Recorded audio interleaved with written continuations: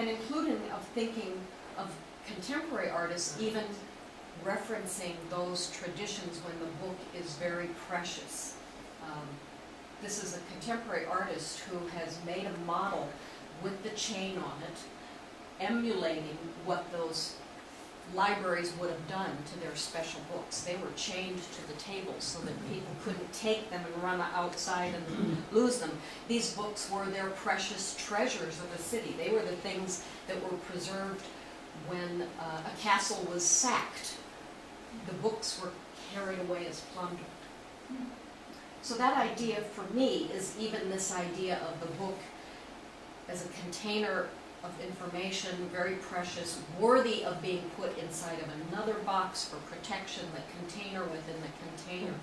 And that becomes part of this physical level. You can see some of these boxes that I've constructed here.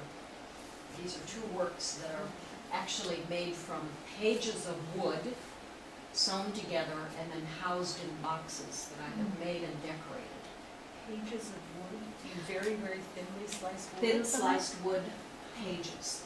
So I like wood so much because I do woodcut prints. It's kind of logical to also use wood as some of my pages as well. So what kind of wood is it? I think these were on cherry wood. So I bought cherry boards, sanded the edges, painted and drew and printed onto these pages. And then so I think I have a couple like that here. And then another important function and the purpose of books is the idea of telling stories. And so again, I go back to the opportunity to collaborate with certain authors, to tell an author's perspective of somebody's time or speculation or even invention. This is a book called Mexican Gothic, in which the author, Vinny D'Ambrosio, speculated about a conversation between Diego Rivera and Frida Kahlo. You know the two artists, the Mexican muralist and Frida Kahlo, who's had certainly a revival of interest in her work. Well, she had suffered a miscarriage, and they had a conversation on the Day of the Dead about what life and death means. It's really a memorial to everyone's life and understanding of that cycle. And then in my quest for telling stories, I think I've been interested in my own story of invention or creation. How do I come up with my ideas and images? So this work is called Blueprints, and I'm actually speculating back to the idea of order and organization on the left-hand side. You can see like architectural motifs, building of walls and architecture forms, kind of the logic of that. And on the right-hand side, it's contrasted with the organic and evolutionary, flowing, layered stuff that is really how my sketches might generate themselves. So I think it's about these building blocks of creativity and full of all these construction symbols compared to instinct and intuition.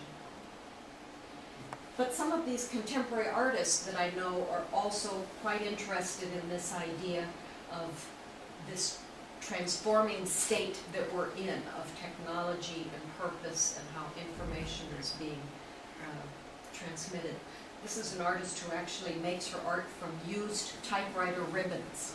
If you can see, those ribbons are pasted onto the page, and I've forgotten her name. I have to find it again somehow, but it's such a great idea. And here's again an artifact of time that is no longer needed anymore. She's probably even moved on to something else, but just seeing the stories, the history of what was written in those ribbons. And then here's another artist who made art as if she was making a documentation using, these are already outmoded technological things, videotapes and those floppy disks. We don't even use those things anymore. This was cutting edge when she did this 10 years ago, and now we've already gone beyond that. This is Frances Myers, an artist from Wisconsin. And this is the artist Ed Hamilton, who has taken a textbook and literally used a wood-burning tool and burnt away the letters. It's very laborious kind of work, but here she's almost denying that transmission of information, the traditional function of what those pages of words might mean. Or maybe it's even a cancellation act as the book is read. Which we all go through. Perspective on book burning, isn't it? Yeah. Actually, that's a great metaphor. And then I think many artists respond to the book as an iconic form itself. This is a sculptor from Poland, and I can't remember his name either, but I love these works. They're actually solid sculptural forms made out of solid wood. You can't turn the pages, but we know this form. It's such an accepted kind of cultural icon for every one of us. And this was my recent show that I just had at the Tugboat Gallery in September, where I was making my prints emulate some of the qualities of reading a book as well. They kind of came off of the wall in a presentation that pushed itself into the space, and you were reading it as if it was on a library bookshelf spread out in front of you. I was literally doing repetition of images, like the pages were all stretched out, and then it makes the viewer walk along the length and actually experience it through time, through their own pacing, and through the transmission of light that I wanted to happen through that paper. So it makes kind of a meditative experience as you're reading the work. So I always say reading with quote marks on it, but we understand that's a very involving act of viewing and reading and interpreting visual information. So these are very influential kind of images for me, the idea of the decorativeness of the book, the physical object making of the book. And here's a great illuminated manuscript in the lower section, and up above is the detail from illuminated manuscripts. Beautiful embellishments. I'm really attracted to that materialness of the book itself.